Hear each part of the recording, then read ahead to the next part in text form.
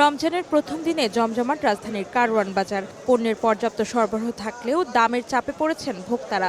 ইফতারে বিশেষ চাহিদা থাকা লেবু, শসা আর বেগুনের দামে ক্ষুব্ধ তারা। বেগুনের দামটা তুলনামূলকভাবে অনেক বেশি। এটা আসলে রমজান কেন্দ্র করে আমার যতটুকু মনে হচ্ছে, কারণ রমজান না থাকলে লেবুতে এত দাম দিয়ে কেউ খাবে না। শুধু সবজির দামই চড়া নয়, লাগাম ছাড়া ফলের বাজারও। রমজানকে কেন্দ্র করে আপেল, আনার, মালটার দাম বেড়েছে কেজিতে 50 থেকে 80 টাকা পর্যন্ত। পর্যাপ্ত আমদানির পর দাম বৃদ্ধির দায় পরিবহন খরচের ওপর চাপাচ্ছেন বিক্রেতারা। প্রতি কেজি 20 টাকা 30 টাকা বাড়ছে। ফলের দাম আজকে রোজার প্রথম দিন তো আজকে একটু বেশি মনে হচ্ছে। মধ্যবিত্ত বা নিম্ন মধ্যবিত্তের জন্য অনেক টাফ।